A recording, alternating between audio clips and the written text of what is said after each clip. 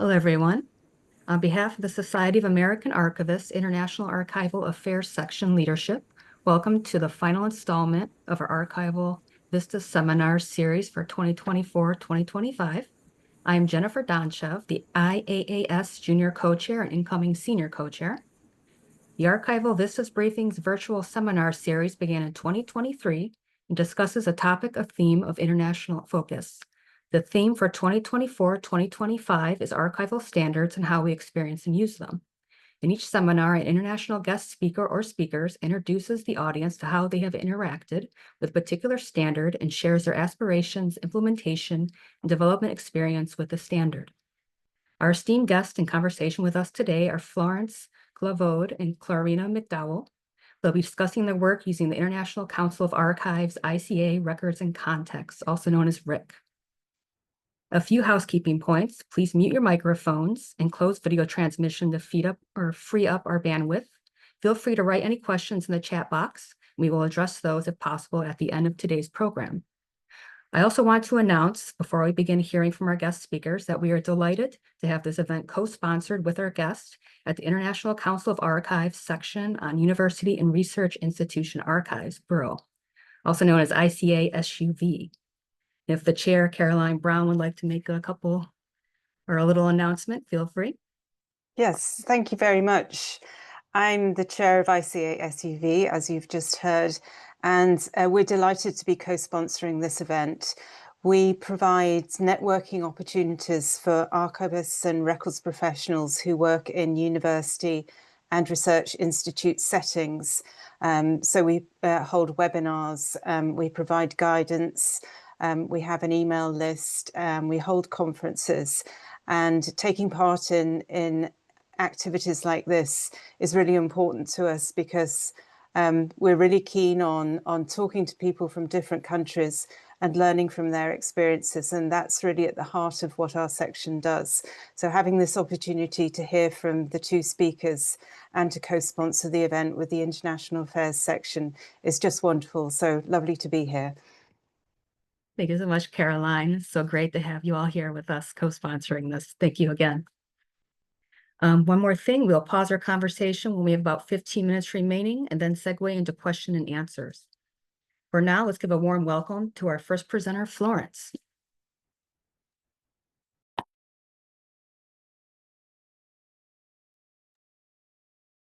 Oh, had trouble hearing you, Florence.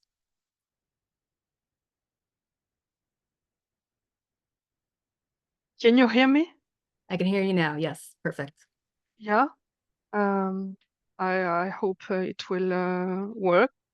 So I was just saying thank you for letting me present a topic on RIC as used for now at the Archives nationales de France.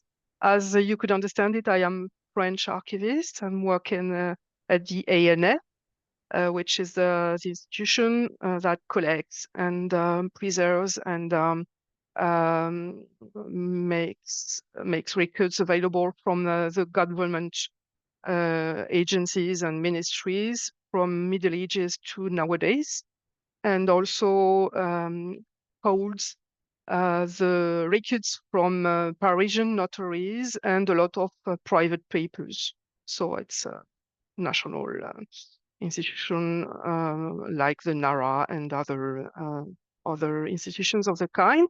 And I'm in this institution, I am the head of the lab, which is a very small team that leads research and innovation projects, and mainly about metadata and our metadata. So this is why we have started to work on using RIC as within exploratory projects.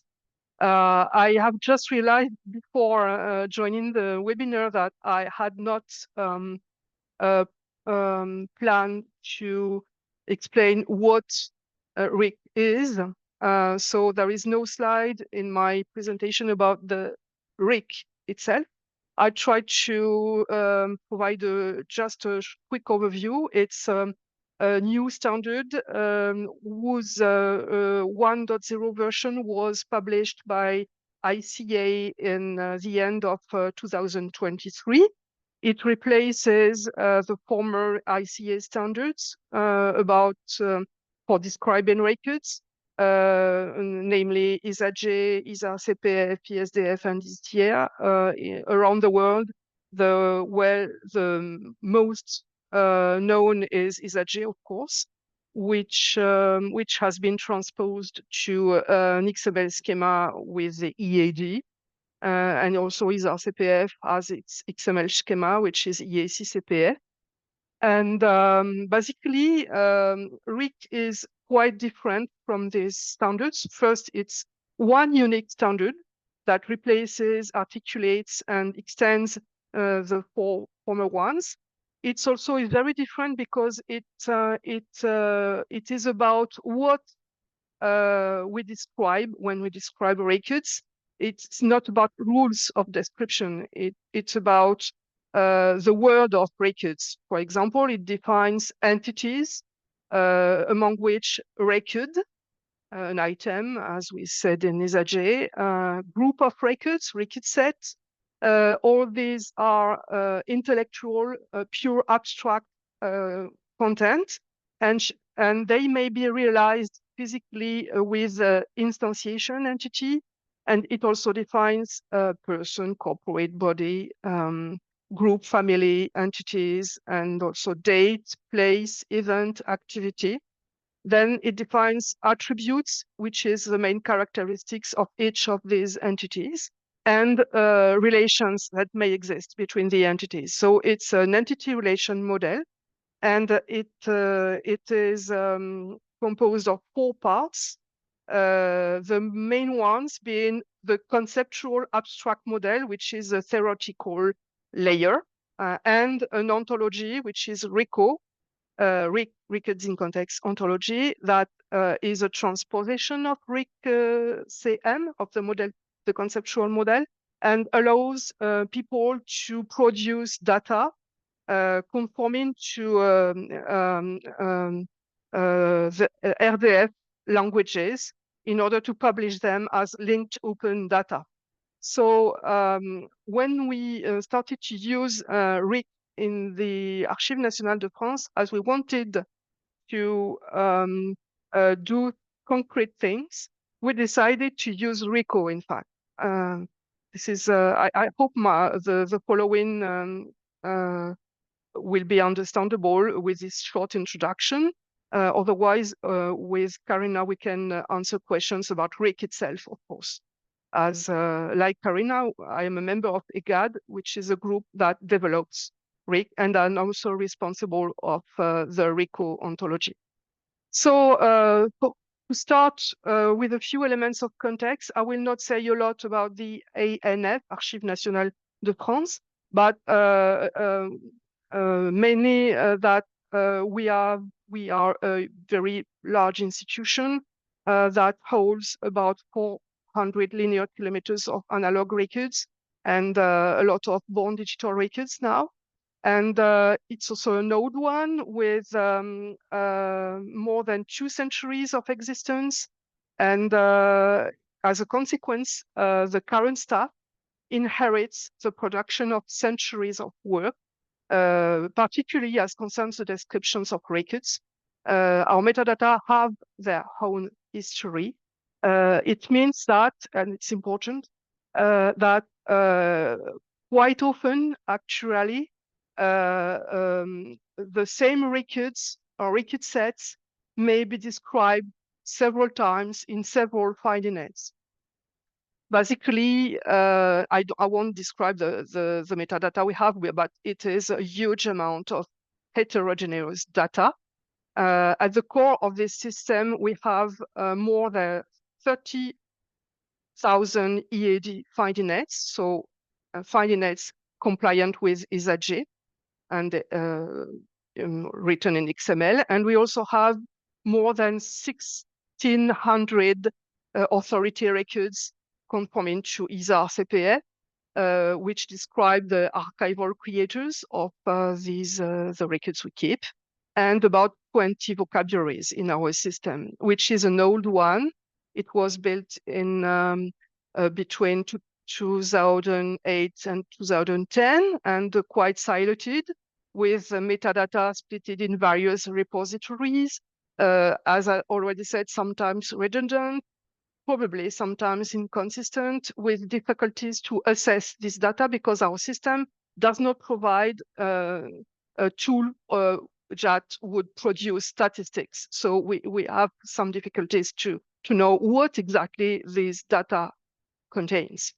And to be a bit more radical and exaggerating, of course, we could also say that those findings also are 32,000 micro silos by themselves. They are not very often linked to each other, but they are linked to the records on the archival creators, which makes them already a kind of network. There is an underlying network beyond this collection of XML files, which the table to the right of the slides illustrates.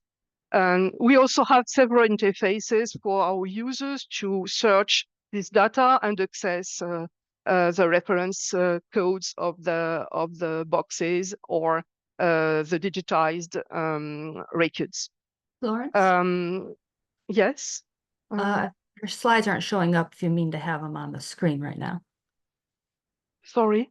Do you mean to have your slides up right now? So we're not seeing any slides. You mean you don't? Oh, okay, sorry. That's fine, no.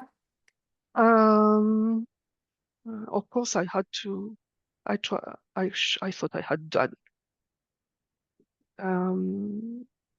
Sorry. Can you say it now? Because Yes. I have two screens and cannot see the room and the slides at the same time. So no, we could see it. Really. It's good. Okay, sorry. No problem. So I was explaining that we have quite complex situation as concerns our metadata, with a lot of data, heterogeneous one in several silos, with redundancies, etc. And in this context, records in context with its vision of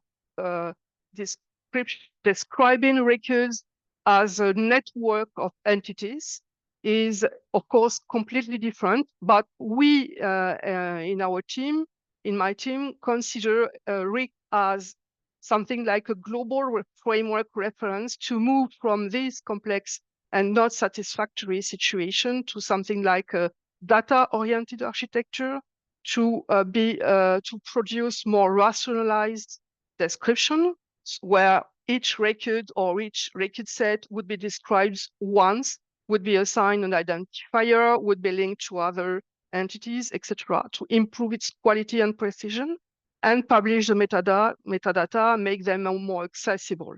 So provide a better service to the public. This is what we had in mind when we started to work. The question we had to answer was, how can we make this vision both more precise and shared? And how can we move forward? To do this, I must insist a lot on the fact that I have a very small team. For now, I have 2 engineers in my team, and I also have worked alone for a lot of months. So this is not a lot of human resources. We also have very limited financial means, but financial support from the Ministry of Culture in France. And we also have a lot of connections with many partners, private companies, and also research teams, digital humanities or history teams. And to start to move forward, we of course had to move to work outside of our system that would not accept data as RIC considers them. I mean, graphs of data. It cannot accept those kind of data. So we had to work outside of the system and not touch it at all. And we tried to answer a series of questions. Can we do it? The first question is, of course, would it be possible to move from our metadata to RIC-based graphs? So we had to build a proof of concept first. Then, if we can do it, how can we move to the scale of our data? It's a question of being able to take into account the whole and not a subset, and something that would be more industrial. And then we had to face questions like, once we have data compliant with RIC, how can we value them for our public? What will change? What are the benefits? How can we build interfaces for our general public? We have a lot of non-historian users, also, of course, researchers, but not only researchers. And in the end, finally, the last question was, we have authority records and vocabularies. They are already rich data about our context entities. So we consider them having a high value and being the key nodes for the future. So we have to work on them. With this question in mind, we started to work on a proof of concept. I won't say a lot about this because it's quite old now. It was released in February 2018. It's still online. It has not been updated since, but it's still online. We basically chose a very small subset of our EAD and EAC-CPF files, converted them to RDF graphs, and built an interface with a French private company. We wanted to prove that we can do it. We can do such a work. And the results can be interesting as concerns the possibility to link our data to other data and to query and display them in a very innovative way. So it was quite successful. And we were also able, during this project, to test a very early version of RICO, which was interesting for the ICA EGAD also. I won't be able to show it because I don't have enough time, but you can access it easily. I will share the slides if you want after the presentation. We then decided to move to a larger scale since it had been successful. This proof of concept proved that we could go further. So we had to develop tools. We wanted to be able to convert the whole of our core data, EAD and EAC-CPF files. We needed something powerful, fast, reliable, easy to install, configurable and editable. And we developed a tool whose name is RICO Converter, which is now fully documented in English and French. It's really powerful. Just a few words about it. I can convert the whole of our EAD files in less than 30 minutes on my local computer. And I don't need a powerful server to do it, a big machine. I just need my computer. It's easy to install. And it's fully documented, meaning that we defined and specified exactly within the source code how exactly the tool processes each segment of our XML files, depending on its content and structure. So it's really well documented using unit tests. The version 3 was released in February 2025. It is compliant with the last version of RICO, and we are going to continue working on the tool. During the project, we did mappings for our files between EAD, EAC-CPF as we use it, and RICO, and these are also available online. And in EGAD, we will use this probably as a starting point to do mappings, more generic mappings.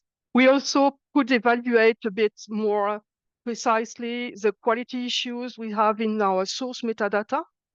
And we had to face some questions. I won't be able to elaborate more on this, but because I have a lot of other things to explain. Then we decided to work on how you can value such graph. Because it requires other interfaces that a classic information system in an archival institution. So we wanted to find a way to value it as a graph with entities and relations between the entities, not with classic ways of presented archival metadata. We wanted also to work on the fact, the problem being that we have end users with views, specific views on our data and specific needs versus a really generic conceptual model and ontology. So we wanted to work on the how can we build something which serves as an intermediate way to access the to mediate the graph. And so we chose a quite large amount of data and converted it, and then built an interface which is available online, and was really innovative and intuitive. And also we could prove that we can ask questions that our system cannot enable users to ask. For example, I don't know, I don't think I have time, but you can find when you go to this interface, which is available in English also, as well as in French, that you can ask queries like, give me the list of documentary form types of any of the records produced by the French Parisian notaries in some year of the 19th century, and also give me the reference codes, the name, the identifiers of the boxes where the records are kept, so that I can order them. And this kind of question, believe me, cannot be asked as it is in our system.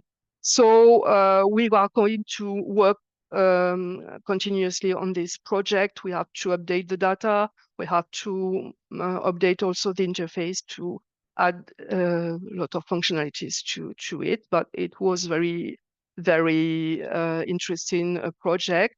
We also could see that we needed to extend RICO. RIC is a framework, so you both have to choose what you need in RIC and to extend it usually, and this is what we did. We also could find the more clearly where the redundancies were in our data, and well, it was important as an asset. Then we try to work on our authority records and vocabularies. Okay, I don't have time, I think, to provide precise information on this data, but this is about 1,800 records about agents, places, and concepts in our system. So an incomplete knowledge base, but quite unparalleled, a very interesting one.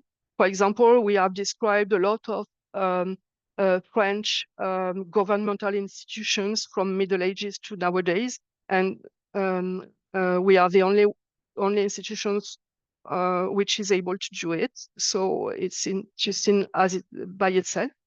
But these are not accessible really to end users. So we decided to sementize it, convert it to RICO, which we did. It's on GitHub now. And we are working to build the version 2 compliant with the latest version of RICO, and also to enrich it, because once you have converted it to RDF, you can align those data with other RDF data, for example, data on the French territory and places, data on the people that are described in the French National Library, etc. So it brings more data to our data to align them. So we did this. And now we are working on an interface to make this data available to end users and also to machines. This is a screenshot of the interface for some of our vocabulary. And while our system does not make these vocabularies accessible by themselves, this application can do it. And we also will build a query interface. I just have a few other words to say. I don't want to be too long. We also are involved in a lot of research projects, and among which two ones use RIC as the reference, the main reference ontology, and it has allowed us to see how to what extent these projects to understand very more clearly how RIC can be used to produce much more precise data, and also to combine semantic technologies and AI. It's about the second project. As concerns our prospects, we have a lot of work to do, of course. I just want to emphasize that very recently, the heads of the ANF decided to rewrite the information system because it's too old and too complex. We have problems, technical problems with it. And so discussions have begun on the future metadata model, and we have started based on our discussion is based on RIC, in fact, so it's good news for the future.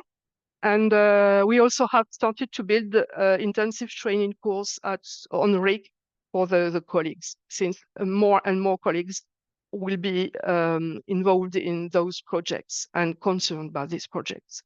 As a conclusion, what I want to say is basically, you do not need to wait for your system to be ready for RIC. RIC being very different from the former standards, to have a lot of human resource or financial resource to work on your data and use RIC. Basically, it's a kind of it's about metadata curating and publishing. It's a step-by-step and long-term process. It may be complex, but once you have started this, you win. You have a wide range of benefits that can be anticipated because we have higher quality data, you have rationalized data, you have a far better service to the public, and so it's interesting. And another interesting element I want to stress is that RIC can embed and bind much more than the classic metadata we are used to thinking when we think of descriptive metadata. For example, if you have a digital archiving system, you have rules that have been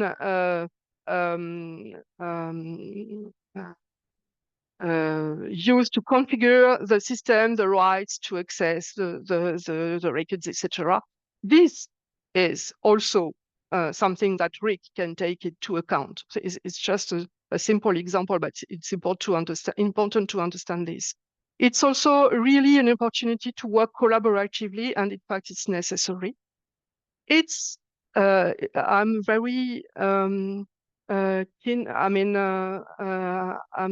this is something I have in mind constantly. It's also an opportunity to make the archival community closer to the researchers in history, humanities, and social science, because these persons need high quality data. They use already, for example, RDF data, and so at least in France, we need to work with them closer, and this is a way to do it. And of course, it's an opportunity to contribute to the development of RIC itself, because when you find that you have a need that RIC does not address, or when you find that you have a problem with RIC, you now can create an issue on GitHub for RICSEM or RICO. You can send an email to the lists, to the Google group of RICO users, and if the need you have or the problem you have is shared by other people, you have a chance that RIC can be adapted to your needs. So it's also really interesting because of this. I think I have finished. I'm sorry, I've been maybe too fast. There's a lot of details I've not been able to say, but I'm available for answering questions or for any other further discussion if you want to contact me. Thank you very much. Thank you so much, Florence. Your group did a lot of impressive work, quite a bit.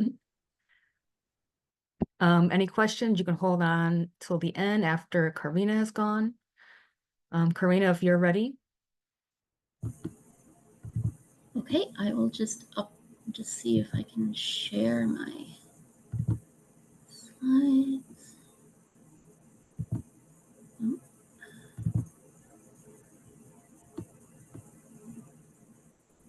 Just a second here.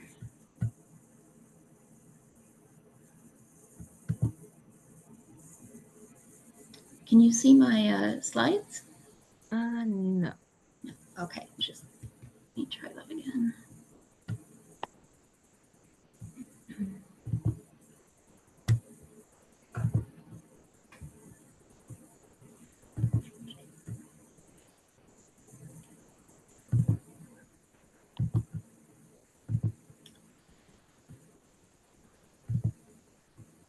Is the button on the bottom working for you? It should be. Just a second. Okay. Can you see them now? Yes. Okay. So I can't see the people in the room, but hello, my name is Carina McDowell. I'm with Library and Archives Canada, and I have been a member of EGAD since roughly 2018. Thank you for letting me present today on this, on RIC and records and context.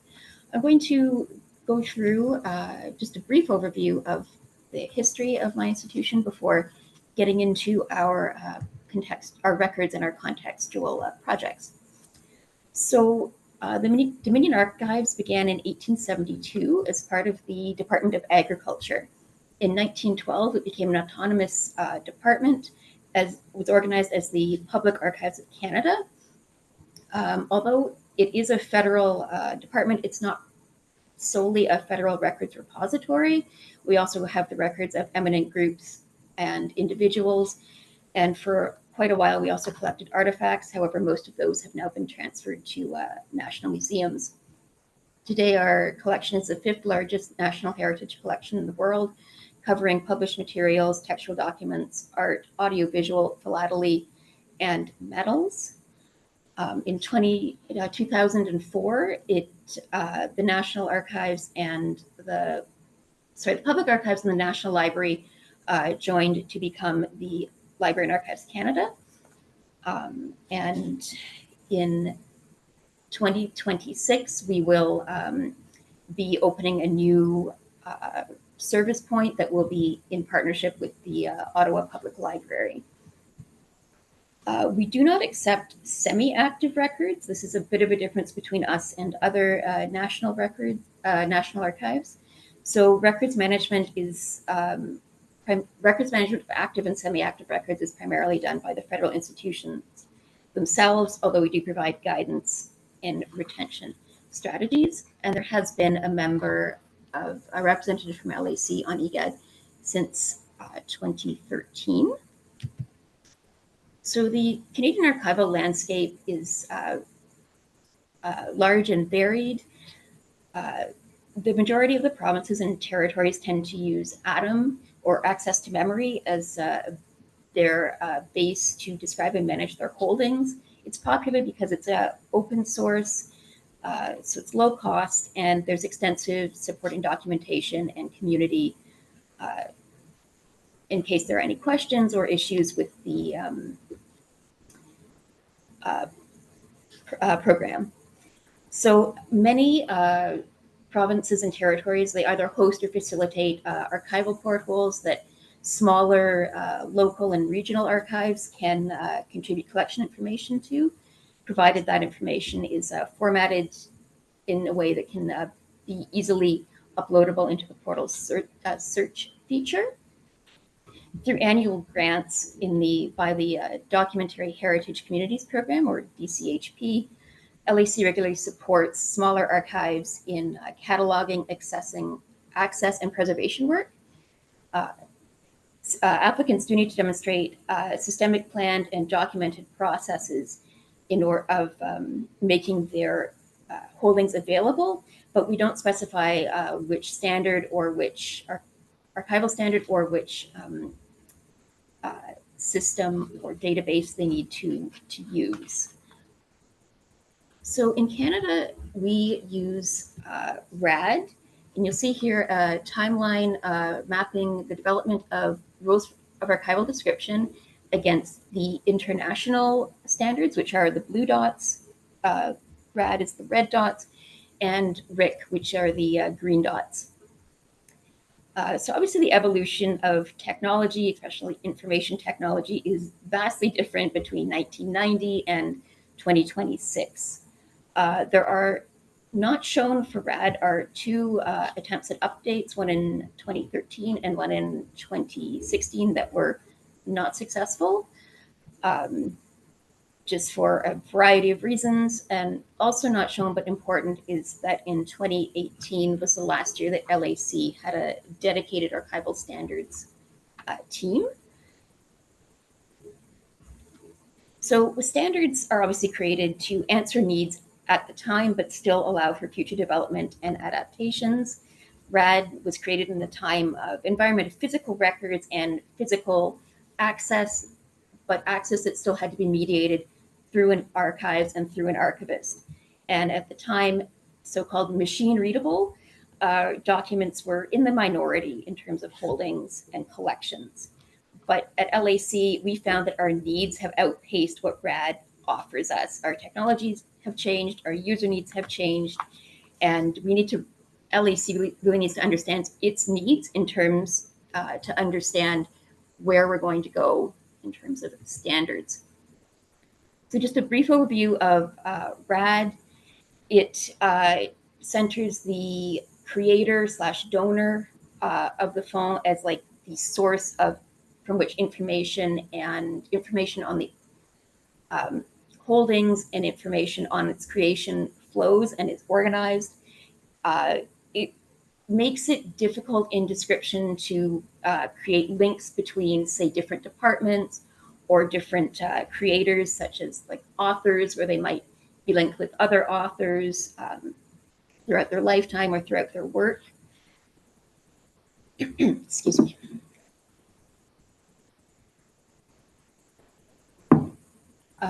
In some ways, RAD is a bit of a forerunner to ISAG because some of the main developers of RAD went on to work on developing ISAG.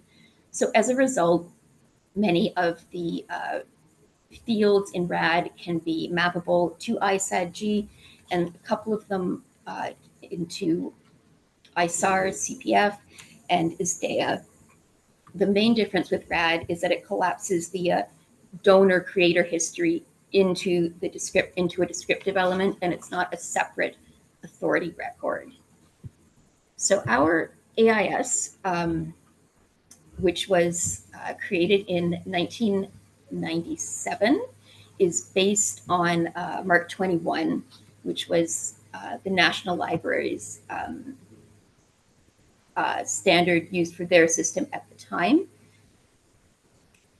MICAN as we call it, was also, we had to migrate the many various different systems that we had previously used to describe and control our holdings.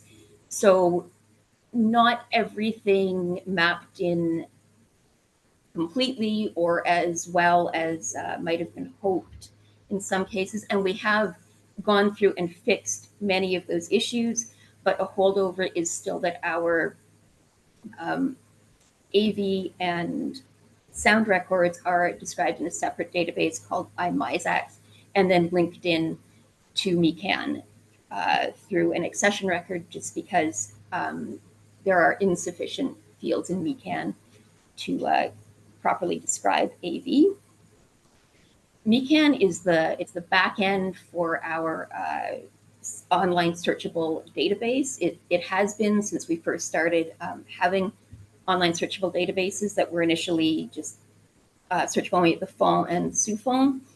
Now they're searchable, like every part of the description is searchable on our collection search.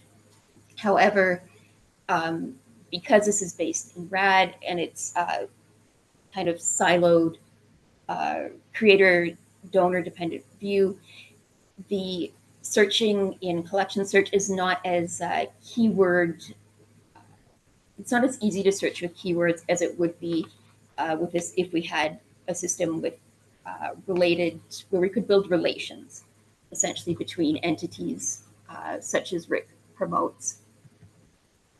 So where we are currently, we're in the midst of a data cleanup.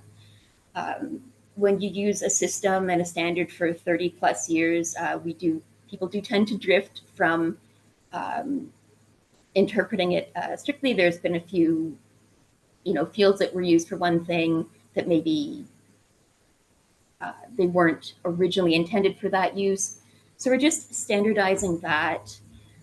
We're also consulting with all the teams across LAC for like what metadata they use. Can they fit it? Is it possible to fit it in MeCan? If it isn't, where are they storing it? What standards are they using?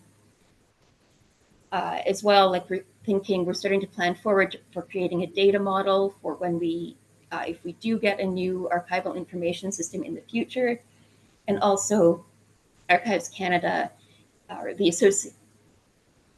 Canadian Council of Archives is planning to do a national census on what metadata and standards archives across the country are using, and we're, of course, be very interested to contribute to that and hear what their results are. As well, we are talking to fellow archives nationally and internationally to learn from their data models and their experiences implementing RIC and data modeling. So in the absence, though, of either a system or a standard that really allows for controlled relations between and within records, we have found creative ways to add context to our holdings. Many of these, some of these projects have been guided by reconciliation principles, some of them by public interest and by our increasing ability to digitize our holdings and make them available online. So I'm going to walk through a couple of them. Just a warning for the next photo. If you don't like needles, this is a comic about receiving a blood test. So we have this online, this collab is what we call it, a project, and it's allows us to crowdsource subject relations for specific documents that we think would benefit from like a wider knowledge, wider use. Documents are obviously chosen with a bit of an idea towards what is interesting and what's public interest at the time, and what is can we digitize clearly. So on the left, you see a page from the Molly Lamb Boback diary. She was a war artist who was enlisted with the Canadian Women's Army Corps, and she created, this is a comic intended to look like a unit newspaper that would have been distributed in the barracks. There are several pages to her diary. Some have drawings, some are just text with straight transcriptions. So as you can see on the right, Colab allows for us to crowdsource transcription, translation, and description. Clients have to have a researcher card or researcher number. They can sign up to transcribe and then translate and add tags as well as descriptions. There are, like, between projects, there's obviously varying levels of, description. There are also, we do have controls for verifying description and tags.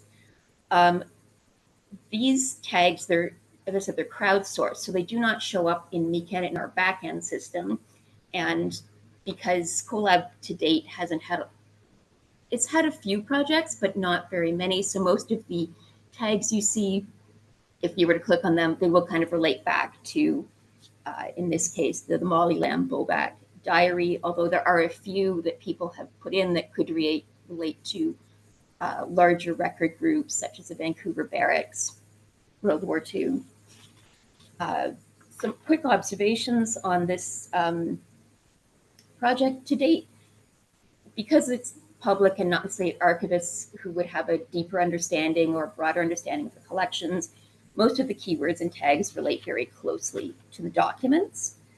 But it does give us a very good idea as to what keywords they will use to find documents and what they see when they look at a document. Our next one is We Are Here Sharing Stories, which is a project that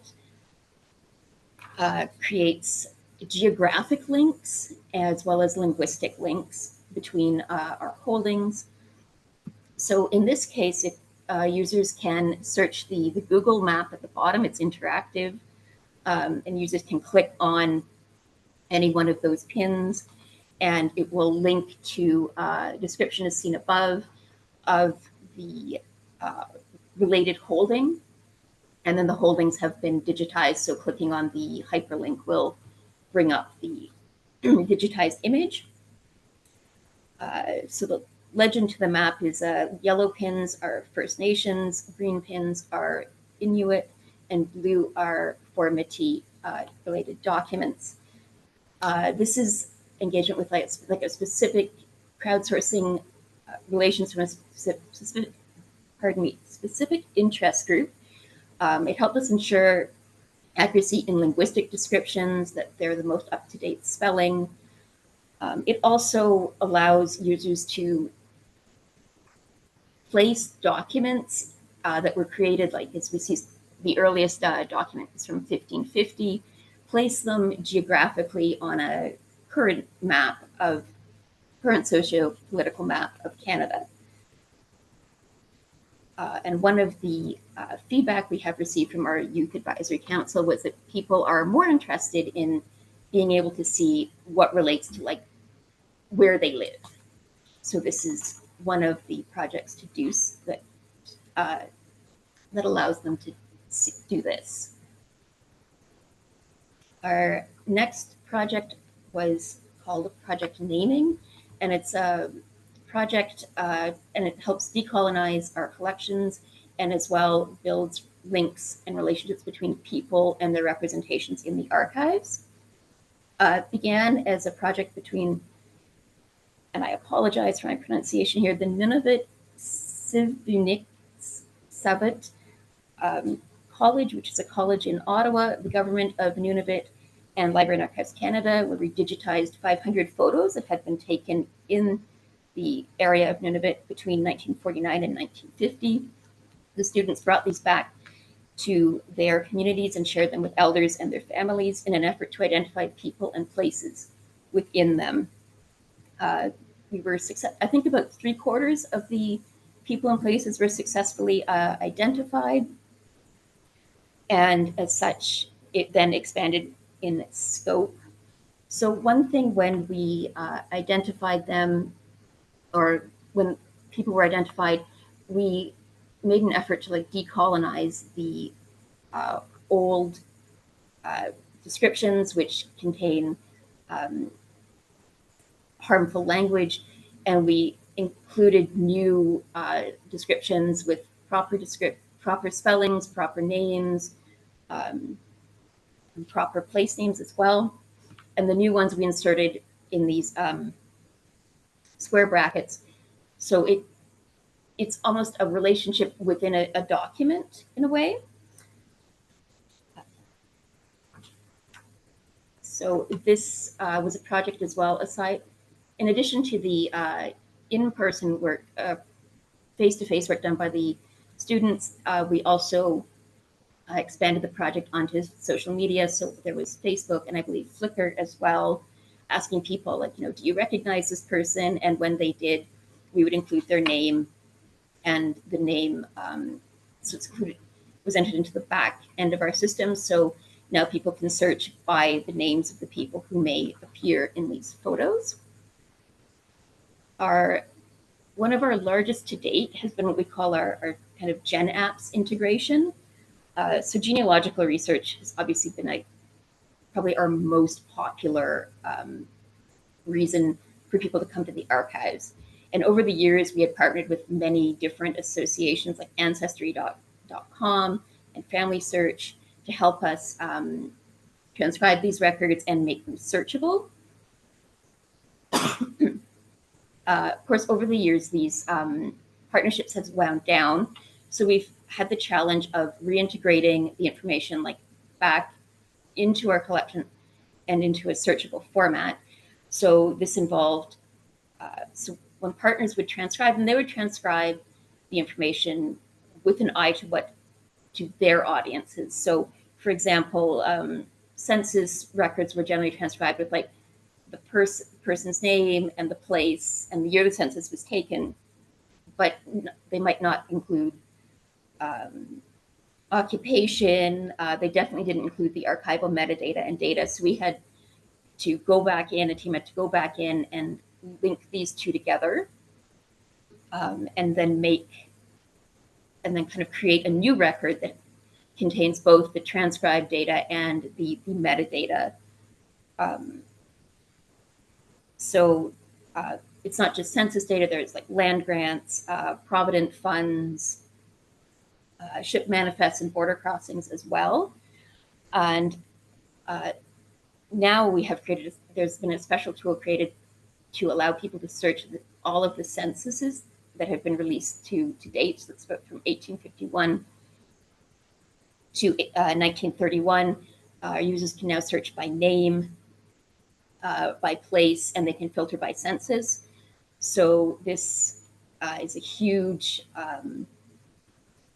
success in a way for creating links within documents and potential like authority records. Like you could possibly trace one person from their arrival to their census, to their land grant, to their military files, kind of creating a complete history for one person just based on our holdings. There are some future possibilities for RIC or RIC-related work.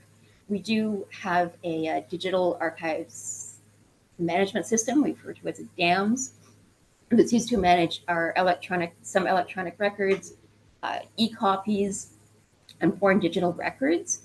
And in particular for providing access to restricted documents, users have to apply, and then the original document will be reviewed. There's possible redactions might need to be made, and then a copy provided to the client. And the instantiation entity allows us to have like three separate instantiations, as you see here, to a record set, and it then facilitates future access because we get another client who comes in and requests the same thing. We can be like, okay, well, here's a digital copy all ready to go. It can also help as laws change and of course as the records age. new information can be made available, so the redactions can be changed, and then another instantiation created that could be used as a future access copy. Challenges in integrating RIC, like as with all archives, we face resource challenges with time and money and staff. And speaking with our peer institutions, we've found that they've sometimes run into issues of governance, like back when archival information systems were more card cataloged or more physical record based. Conversations around them really centered archivists. Now that we're looking more at like digital systems, you need to incorporate like IT departments, and we often come at the issues with very different viewpoints that we need to solve to make sure that we get a system that, you know, supports the archivist's work, but also isn't, you know, is compatible with future systems or future updates, and is compatible with user needs as well. Another different issue that we've heard from archives as well as seen is socialization. RAD is created with the idea of having a clear end product of a finding aid. RIC is something totally different in this regard. So all of our work processes would need to shift and change, and that can be, you know, a challenge just generally in any kind of environment. How to, like, we've seen that there is a lot of interest. The EGAD seminars that were offered on RIC were very well attended in Canada. There was a recent ACE panel at the Association of Canadian Archivists that was also well attended. So there is a lot of appetite to learn. So that isn't necessarily a challenge, but it will be, you know, there'll be questions coming up from archives in Canada as to how this will be done. So if questions or concerns, you can always contact me. My contact information is there, and I will share the slides after the session. All right, thank you so much, Carina. We are running a little late. We started a little late. We'll do a few minutes of question and answers. You need to drop out now with other obligations. Feel free. This event is being recorded, so it'll be available on our YouTube channel in a couple weeks. So you'll be able to see it if you can't stay a little longer. But if anyone has any questions, please feel free to put them in the chat or speak up.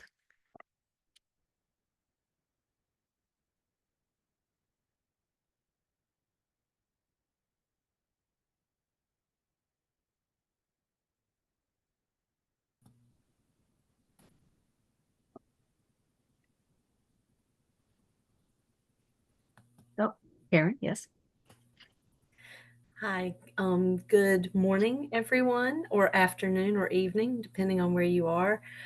Sorry I was just a little late today. Karen Trivet, and I am the former senior co-chair of IAAS and an active member of ICASUV, and I just want to say thank you so much to Florence and Carina. This was fantastic. I've known about RIC for a while. My dissertation advisor was Bogdan Florin Popovic, and he was also very active and is very active with RIC's development. And boy, talk about layers. How do you envision like the output? Is there any way you can succinctly, without getting in too deeply in the weeds, when you think about output of a generated search using RIC, how does that look to you, either Carina or Florence?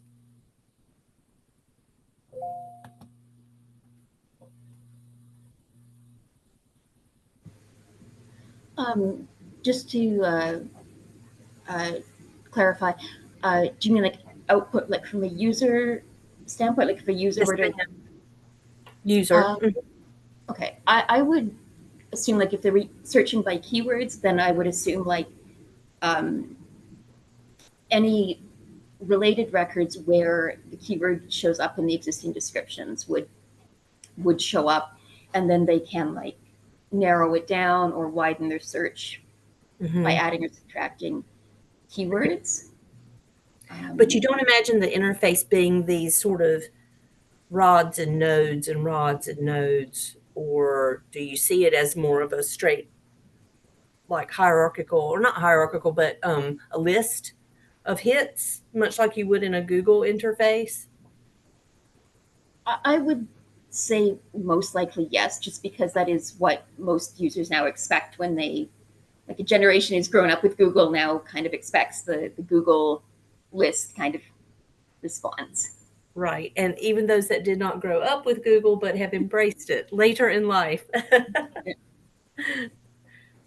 But I think the whole, like, I love the visualization that I've seen associated with the RIC models, of the nodes and the rods and all the connectors, you know, visual connectors.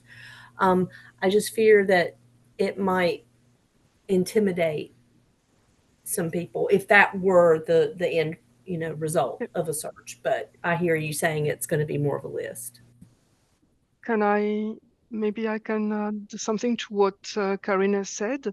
I think the visualization as a graph can be useful in certain situations, and basically that having a graph in your system enables you to show it in various ways, even simultaneously in a screen. You could, if, for example, you have a lot of places in your graph, you could, as Carina mentioned, locate them, I mean, with coordinates. And so you could search by map or display the results on a map.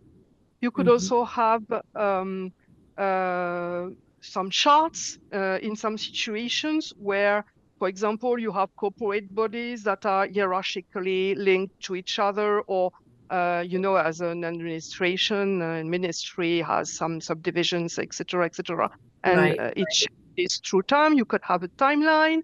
You could have many ways to display, and it can be combined as dates are some entities, are places as other entities, are agents, are entities.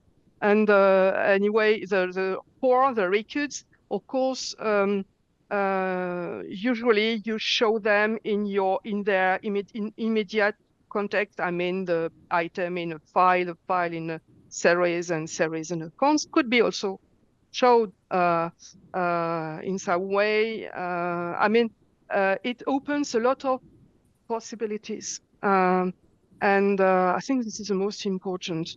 I have seen a lot of projects, not based on RIC, but about this kind of questions. And I agree that visualizing everything as a graph, I mean, with nodes and relations, is not always possible. You can have very dense graph with various great variety of entities, so it's or relations, so it's difficult. But in some situations, when you have, for example, to show the links between a person and other persons using a graph, really. So it depends. I mean, it's another way, but it could be combined with other kinds of. We need a very interactive, dynamic interfaces where probably graphs as graphs have their place, but they are not the only one to be the only solution. I agree with you, but you can do it if you want. It's the idea. If you have places, again, if you have you can have maps. If you have dates, you can have a timeline. If you etc. etc. And this those can interact between each other. This is what it's interesting.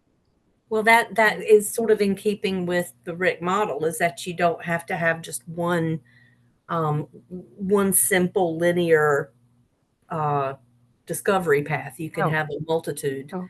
of discovery Yes. paths and styles. Yes, you can have a multitude of different access points, and so various ways of displaying everything. And this is quite open. It's a full field of research. I mean, that nothing has been really made that fulfills such needs, but there are specific projects that are exploring this, but I think this is really interesting and could renew the way the people access metadata and understand them. You can imagine interacting with any of these tools, and yes, so it's interesting. And the list of results, as I mean, simple text, of course, may have also its place in this. It's not. We don't mean at all that it's not relevant. It may be relevant and useful, but not only. It's not the only one, the only way. And so. Thank you so much. Yeah, thank you. And we also have a question from KGK. Says, thanks for the insightful presentations. Can you share your experience in persuading staff and management to do the change management, to do the transition to adopt RIC?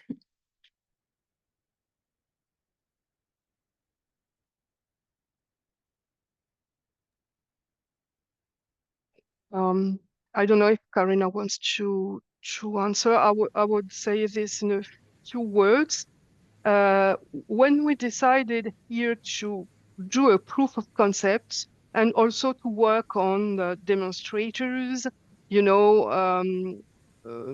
not small project, but some specific ones, taking into account some parts of our data, we wanted also to convince our colleagues, athletes, that it was interesting.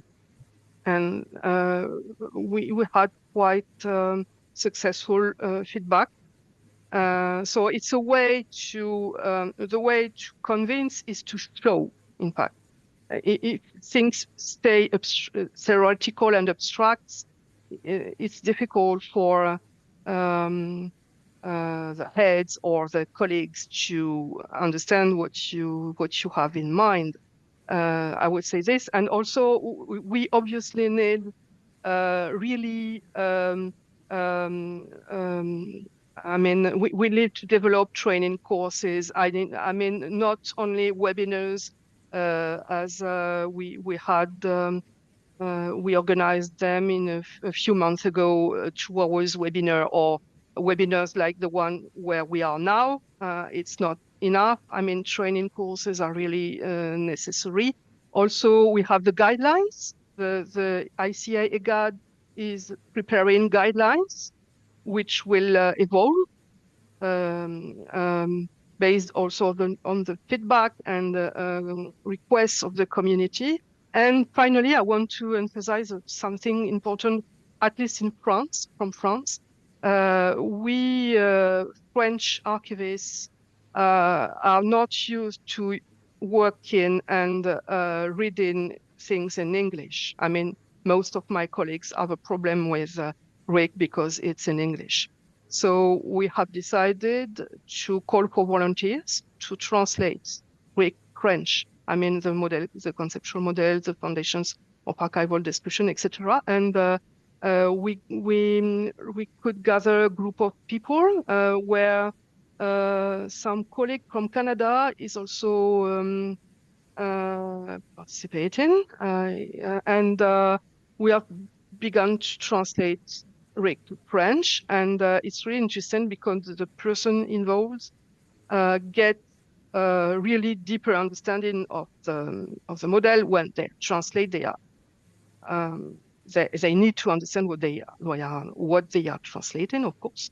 And so we think here, at least in France, we think this is really important to have a reference, a French reference version of Rick, just like some people speaking Spanish would need the Spanish reference version. It's just, I mean, ICA has 3 official languages. And anyway, we need to do it. We must do it. And I think it's important translating, because if you first, when you try to understand it, you have this first problem, trying to read something that is quite complex. It's fact in the language you don't use every day. You have problem. You have this first problem before trying to do something with it, or to. So this is I don't know if I have understood the question, but yes, and here in the ANF, I think if we have we have decided to rebuild our system because we need to do so, and the decision to work on a new model based on RIC is quite recent. I really do think that if we would not have worked on these exploratory projects before that, maybe the decision to choose RIC would not have been taken. I don't mean this is the only, but it has been useful. And also we have in the world, around the world, there are a lot of projects now. And so it helps think.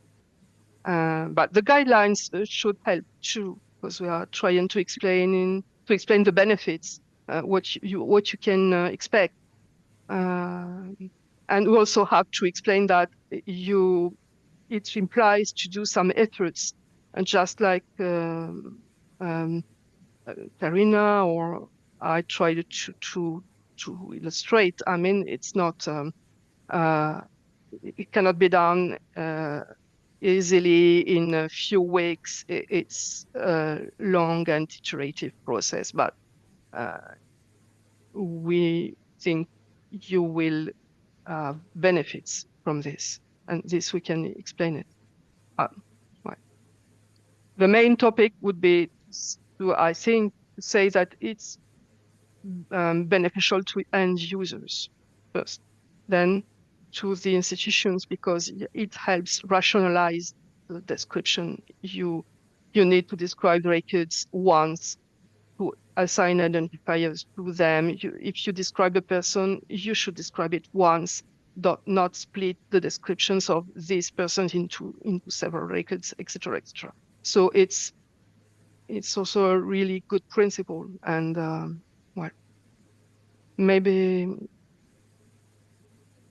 I just leave the floor to Carina if Carina wants to.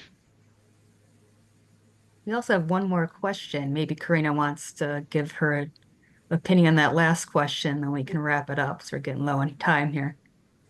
Well, I will just state, just to answer the previous question, that we are not at a point where we're introducing RIC into our archival practices. We are still in the process of updating systems and getting things working with what we have. But as you can see, there's obviously potential to build relationships between documents even without fully implementing RIC. And smaller amount of our particular offices. Yes, I think you can use it for smaller amounts of archival material, like any amount of archives. If you have one phone or 2 or 3, you can build connections between them. RIC is imminently scalable. You can expand it to a massive collection, or just have it in a one series of records. Like, for example, you could have a correspondence series, and you can build relationships between all the people in the. You can apply RIC to about the people in the correspondence series, the topics they write about, the places they're writing from. How much? There is, there are 3 entities that are kind of considered the minimum amount for discoverability. And they are the record resource, the agent, and my handwriting is very small here, the instantiation, I believe are the 3. Florence can correct me if I'm wrong. So you don't need to have every entity or every relationship, but those are the 3 basic ones you need to start building relationships between entities. And in terms of what type of organization can utilize RIC, it is meant for archives, but RIC-O can work with other ontologies as well, such as information management based ontologies, museum-based ontologies, library-based ontologies. Yep, agreed. It's it allows your data to be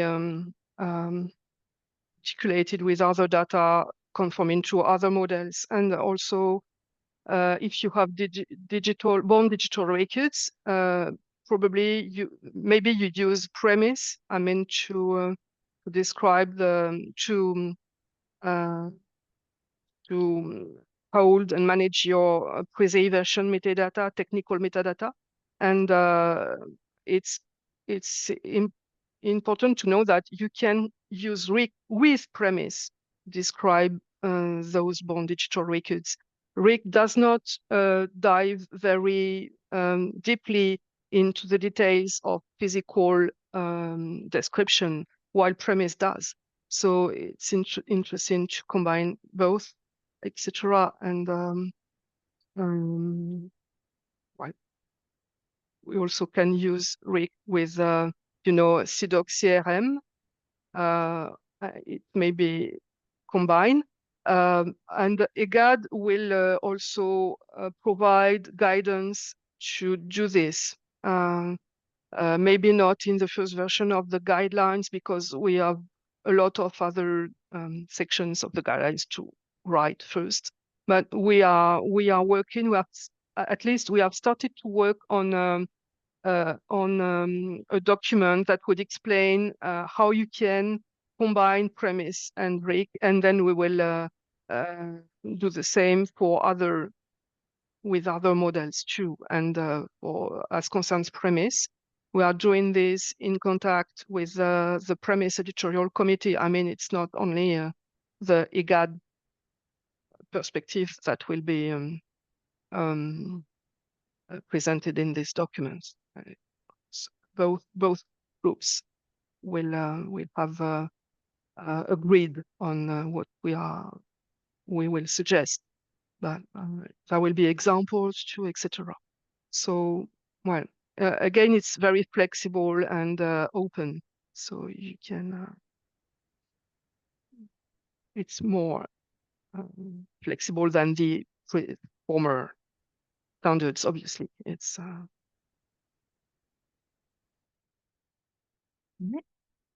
Thank you both so much. And you responded, Florence, to Nadia from National Archives of Indonesia. Is that your question you're responding to? I think that's the last question we had. Sorry, I didn't understand what you. Oh, no, sorry. We had a question from Nadia, the National Archives of Indonesia. Yeah. And she wants to know, I realize if my institution wants to start using RIC, we should start with something small. Could you suggest what kind of archives and requirements needed to make a pilot project? Yeah. I try to answer really in a few words in the chat. I would choose I would choose a small subset of the metadata you have, something that you know well. You don't need to explore to know the content of it. Something that is probably it would be better to have something quite consistent. I mean, when you can expect to have relations between the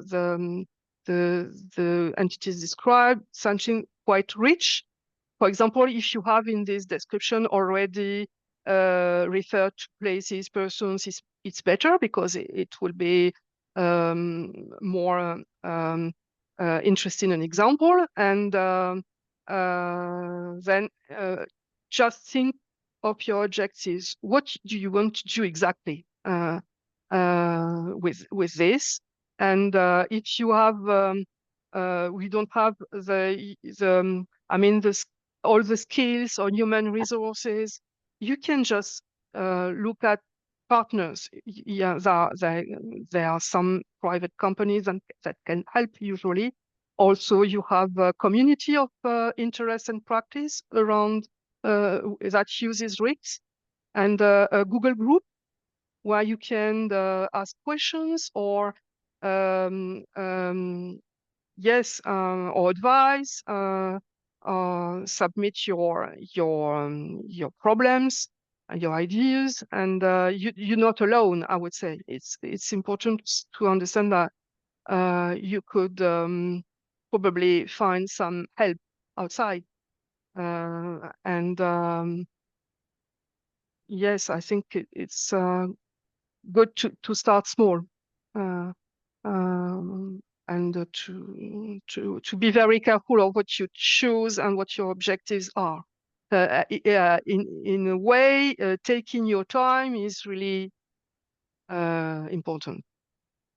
It's better to think of what you want, what you have before starting something. Right. Thank you, Florence. Time is a friend. Yeah. You have a quick note on that, Carina, at all? Want to say something for that question before we close out?